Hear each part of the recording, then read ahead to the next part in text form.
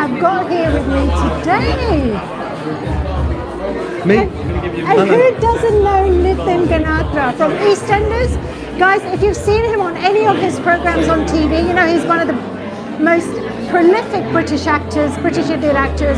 We need you to tell us what program you've seen him on. But today, we're here because he is exhibiting his art here at the London Art Exchange. The London Art Exchange. In Soho Square. And guys, it is amazing. Can we just get a little view of some of his art that we have right here near us?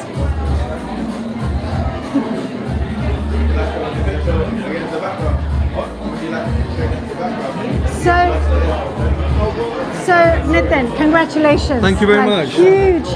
That's beautiful. Thank you. And what I love about the exhibition here is that I can so hear your heart. Yeah. Tell us about the story. Why did you start creating this? And when did you do it, first of all? Well, I was always a painter as a child, and then but I became an actor instead. And then I stopped painting for about 20 years, and lockdown hit everybody quite hard, and it hit me very, very hard. And I was kind of spiraling. And then after not having painted for 18 or 20 years, I picked up a paintbrush and I started a painting again, and all of these paintings are in that 4 or 5 year period. And this is only half of them. It's only half. So this is only half of the painting. So we have 2 other rooms here, which is just chock-a-block with different series of paintings from his childhood, from memories. Now, you mentioned earlier that a lot of this is born out of memories, kind of, let's say trauma. Would you agree with that? Yeah. Could you say something about that? Well, yeah, I mean, lockdown forced me to really confront some issues that I was running away from.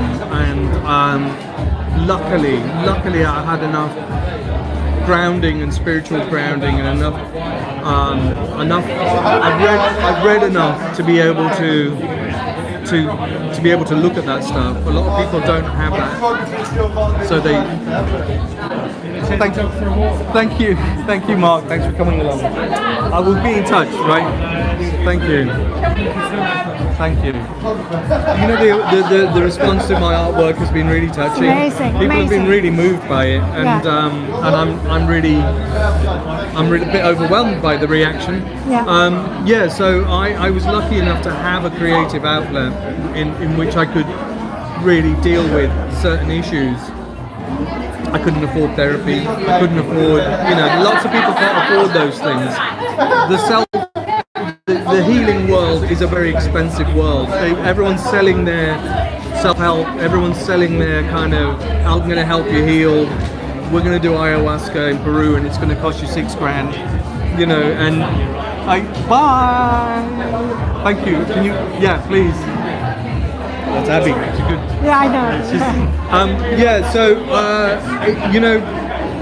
I was lucky enough to have something. A lot of people don't have anything. They don't find anything creative. So dancing, running, exercise, painting, gardening, anything that you love doing, do that. And I loved painting, and it was like falling in love again with somebody.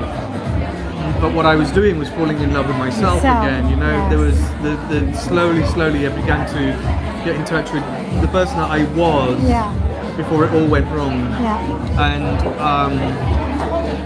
And like I said earlier, when I paint, I can't pretend. I can't lie. So that's been the journey. It's been a healing journey, and I'm far from being healed.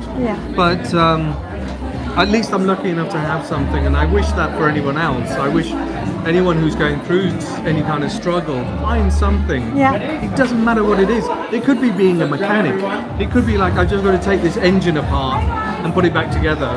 It doesn't matter what it is. You don't judge what it is. You just do it. Do you know, I relate to what you're saying, because some years ago, I went through a phase where I couldn't even draw stick figures. And I went through a phase when suddenly a whole load of mandalas started to pour out of me. Like beautiful, colorful, geometric. I mean, I couldn't have imagined, like, where did I know that from? And they suddenly, and I was like you, like my flat was full of all those mandalas that I was painting day by day by day by day, it was just like a crazy person. So Nitin is talking about the story that I tell in Karma and Diamonds. And Nitin, we've got to have a longer conversation. Yeah. Well, I follow you. Yeah. I follow you, do, and and I'm often making little likes and comments. So I would love to do it. Yeah. We'll do that. We'll do that on my YouTube channel, because we can really sit down and have a really nice long conversation. Yeah. And then you can have to show me your mandalas. I will. I'm not sure. I'm a little bit like you, putting them away. Well, I put them away, but people were responding very well to them. So I mean, it's taken a lot of courage to display them, because Yes, it does. It's like your little babies, right? Yeah. They're so sensitive about, like, you don't want to be criticized. You just want to do. You just want your self-expression to be. I think simply just allowed space to be without any judgment. I think that's what we look for. Yeah.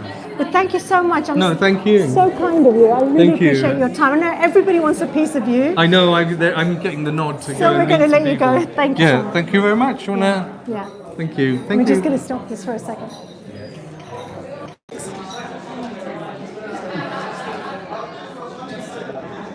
Stop that. There you go. Now you're famous.